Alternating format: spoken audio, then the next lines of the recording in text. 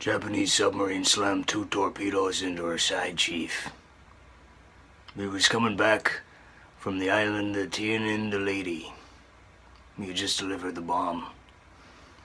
The Hiroshima bomb. 1,100 men went into the water. Vessel went down in 12 minutes. We didn't see the first Care Bear for about a half an hour. It was a blue one. 13-footer. You know that in the water, Chief? You tell by looking from the dorsal of the tail.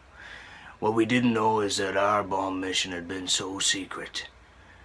No one had bothered to log on to Twitter to tweet about it. They didn't even mark us past due for a week. Well, first dawn, the Care Bears start cruising by. Maybe a pink one, a blue one. Little yellow one with a star on its belly. Men start forming themselves into packs, like you see in the calendars, all the old infantry squares. The Battle of Waterloo, the idea being that Care Bear comes by, tries to hug at you, you start pounding and hollering, and maybe the Care Bear goes away, and maybe sometimes he don't, Chief. Sometimes that Care Bear look at you right in the eye. And the thing about a Care Bear is it's got lifeless eyes. Black eyes. Like a doll's eyes. Doesn't seem to be living. Until he hugs you. And then those black eyes roll over white. And the ocean turns red, and you can't stop thinking about the sequence in the first Care Bears movie when they call the cousins and say we can all help. Hi, how are you doing? My name is Nick. I study at the master's program in the Dramatic Fine Arts program at Juilliard School of Drama. And today I will be doing a monologue from the screenplay A Time to Kill, starring Matthew McConaughey as the lawyer character. Thank you.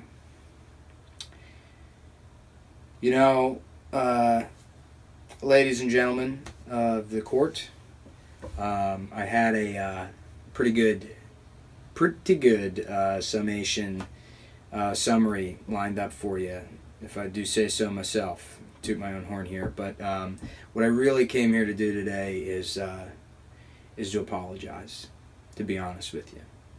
Okay, I'm young, I'm inexperienced. I don't really, lawyering, maybe not my thing. I'm more of a sort of get in there, kind of, see what's going on kind of guy. Like a mechanic, maybe. I mean, that's probably what I should be doing rather than lawyering. But you can't take my inexperience and hold that against my client here. Mr.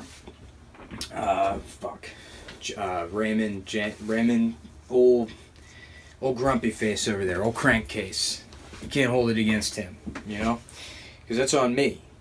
And that's one of the fucked up things about the court system, if you think about it, is this whole theater, if you will, this whole production we put on, is that, what are we really here for? What do we think about when we walk in here? Is the pursuit of truth, the justice? Because that's what's been perverted in this case, is the miscarriage of justice. Like, take, for example, the other guy from before who raped his wife. You think I would have put him on the stand if I had known he had raped his wife? Well, probably not. But I found out that, his wife was like 17, so is that even really rape? You know what I mean? It's in that rape gray area where it doesn't really matter. So he's fucking good gravy. He's biscuits and gravy, ask me. That guy's A-okay. And that's really what we're getting to here, folks, is that, a trial isn't really about, who said this or who said that.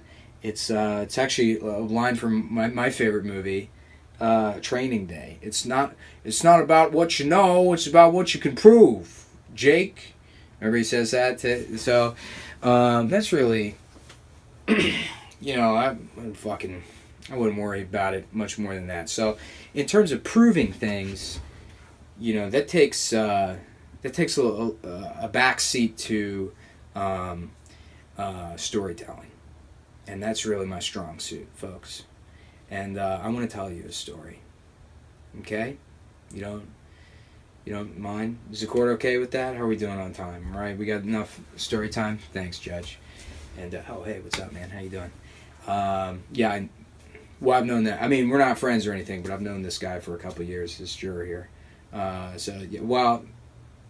We're cool. We're just friends with each other, so it's like not even really a big deal. Anyhow, let me get to this story.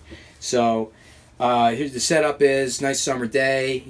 Fucking birds are singing, bees are stinging. We're talking beautiful, beautiful summer day down here in the deep south, where everything's great. And there's a little girl walking down the street. All right, and she's black. Well, she's not. You know what? She's the same color as old grumpy face over here.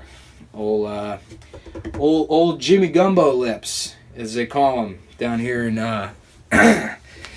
you get familiar with this place. So she's, don't worry about what race she is.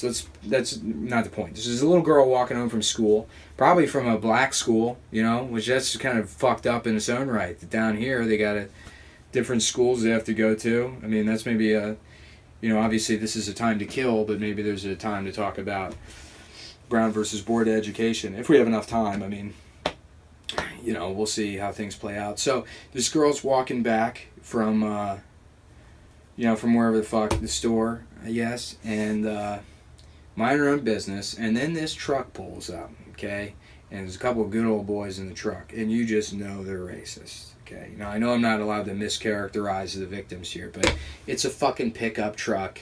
It's the South. You know who these guys are. They probably got a fucking bumper sticker, Calvin pissing on Martin Luther King in the back window. Now, that hasn't been entered into evidence, but it's safe to assume, I think, if we're going to go down that route. So these guys, they start catcalling this girl, right? And that's wrong. That's wrong, okay? Regardless of what color she is. She's 4. You don't catcall 4-year-olds, guys. You don't catcall in general, right, buddy? You know about Hollaback? You've seen those videos, okay? So what we got here is a 4-year-old trying to just do her thing, have like a Yas Queen moment walking home from the store.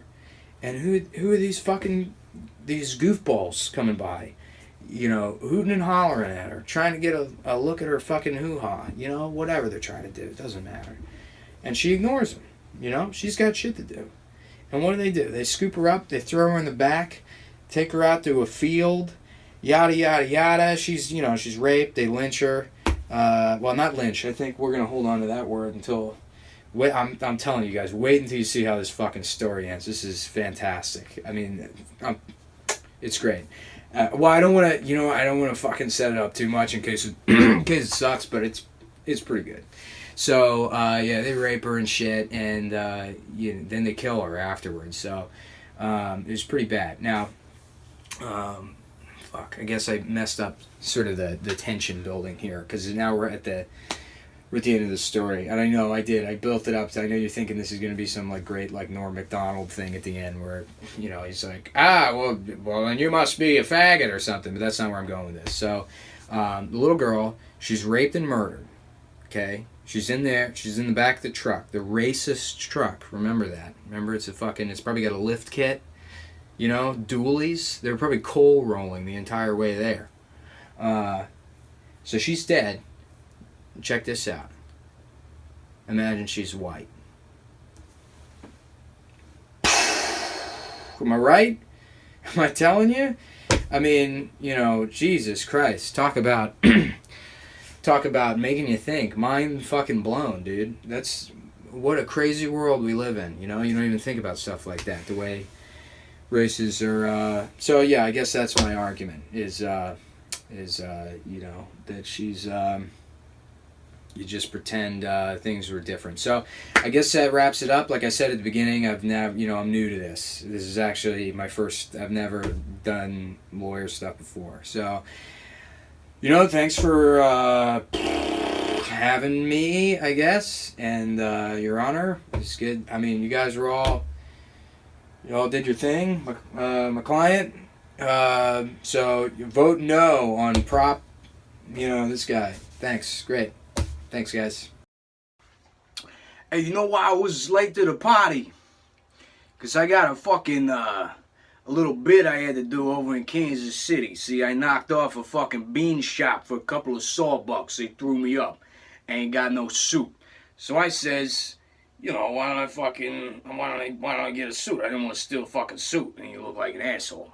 So I robbed his place, and then I went to fucking jail for it. But I tell you, the other day, I fell down 15 flights of stairs because I forgot a pen. And I'm telling you, you ever do that? Now, I'm telling you, this ain't like this ain't one of those fucking fairy pens you use to write in your fucking diary. I'm talking about a man's pen, a real fucking pen. It's got gold rings on it. It's embroidered. It's got engraved. It's that kind of fucking pen you put at the end of your desk like a little gold dick. So anybody who walks in there knows exactly who's fucking who. That's what I'm talking about. It's a good fucking pen right there. So I'm sitting there in my desk and I look down and I got some dickhead's pen from the fucking auto rental place. I went down there to rent a fucking car so I could go fuck this girl's my wife don't find out. I gotta go rent them down from the Enterprise. They got Kias now. I guess that's not even Japanese. They got two different kinds of chinks making cars now. I don't even know, who to trust anymore. Did we even beat the Kias in the war? Did Kias ever do shit to me? I don't know. I don't know, but hey, you want to go fuck somebody other than your wife. That's what you go to fucking Kansas City for, am I right? I mean, that's good business right there. So the point is, Willie, I guess I ain't trying to do all this selling shit that you're talking about. I just want to get some pussy is what I'm doing. So you want to come hang out with me down in Kansas City? We'll go pin those medals on our dicks. You know what I'm saying? No condoms, no responsibility. The bitch only see the rental car.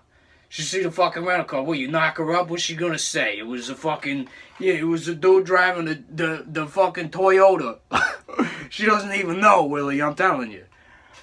Anyhow, how you doing? You been good?